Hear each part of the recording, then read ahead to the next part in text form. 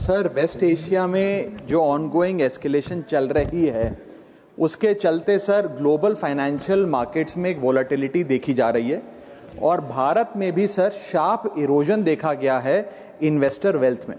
Sir, ये India का crisis नहीं है, इंडिया इस कॉन्फ्लिक्ट का हिस्सा नहीं है, भारत के इकोनॉमिक फंडामेंटल्स अभी भी स्ट्रांग है, लेकिन फिर भी इस जियोपॉलिटिकल ग्लोबल शॉक के चलते हमारी अर्थव्यवस्था और खास तौर पे भारत का बाजार, इंडियन स्टॉक मार्केट को एक शॉक लगा है। सर, मैं बताना चाहूंगा कि 28 फरवरी जब पहली बार ये युद्ध शुरू हुआ, पहला एक्ट ऑफ अग्रेशन किया गया, तब से लेकर 23 फरवरी दैट इज यस्टरडे लगभग 48 लाख करोड़ रुपीस भारत के इन्वेस्टर्स के इरोड हो गए, मार्केट से गायब हो गए, शून्य हो गए। एफपीआईज ने 52,000 करोड़ रुपए 1 मार्च से लेकर 15 मार्च के भीतर भारतीय बाजार से निकाल लिया, रुपया 94 पहुंच गया। ये तमाम चीजें एक रूटीन करेक्शन नहीं है सर, ये कॉन्फ्लिक्ट ड्रिवन शॉक है।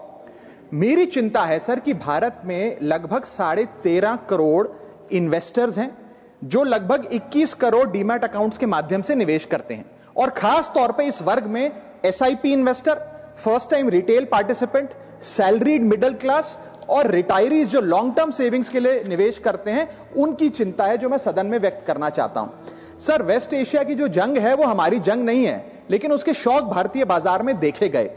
It is a black swan event because it has been triggered suddenly, externally, and it is unrelated to the underlying Indian economic fundamentals. But sir, Bharat may not be failing, but India is certainly being hit by this shock.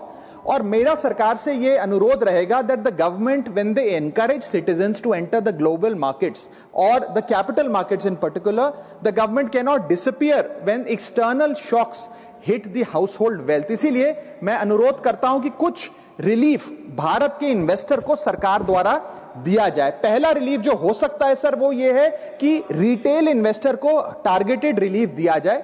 आज जब भारत का कोई investor बाजार में share खरीदता है, retail investor, तो उसे ब्रोकरेज, एसटीटी, एक्सचेंज चार्जेस, इस सर्विस चार्ज पर जीएसटी और स्टैंप ड्यूटी देना पड़ता है, और ये सब जूझने के बाद यदि मुनाफा होता है तो 20% short term capital gain tax और 12.5% long term capital gain tax लगता है। अगर कोई लिमिटेड ट्रांजैक्शन कॉस्ट पे रिलीफ सरकार दे तो इन्वेस्टर सेंटिमेंट बूस्ट हो सकता है। I am not asking for market populism sir, I am asking for targeted investor protection. मेरा दूसरा सुझाव है, अगर time bound STT relief retail investor को दिया जाए, एफएनओ सेक्टर को नहीं। एफएनओ सेक्टर में एसटीटी बढ़ाकर सरकार ने अच्छा काम किया, मैं सराहना करता हूं सरकार की, लेकिन रिटेल इन्वेस्टर के लिए अगर एसटीटी का रिलीफ दिया जाए तो एक इन्वेस्टर कॉन्फिडेंस बूस्ट हमारे बाजारों को मिलेगा, भारत के रिटेल इन्वेस्टर को मिलेगा। मेरा थर्ड सुझाव है सर कि कैपिटल लॉस को कैरी फॉरवर्ड करिए। समाप्त कर रहा हूं sir, I just need half a minute. Extend capital loss carry forwards. आज भारत का इनकम टैक्स जो लॉसेज होते हैं बाजार में, उन्हें 8 साल तक कैरी फॉरवर्ड करने की अनुमति देता है। इसे बढ़ाकर 12 से 15 किया जाए इस क्राइसिस विंडो में जो लॉस बुक हो रहा है। Sir, I am just finishing. Sir, special crisis period tax treatment, one time relaxation for retail taxpayer for this notified stress period. And sir, finally my suggestion is कि low friction rebalancing अगर portfolio में mutual fund investor करता है, मान लीजिए वो equity से date fund की ओर जाना चाहता है इस सेबी नोटिफाइड स्ट्रेस पीरियड में, तो उसे इसकी अनुमति मिलनी चाहिए with very limited expense ratio. And lastly, the government must emphasise on strong public communication.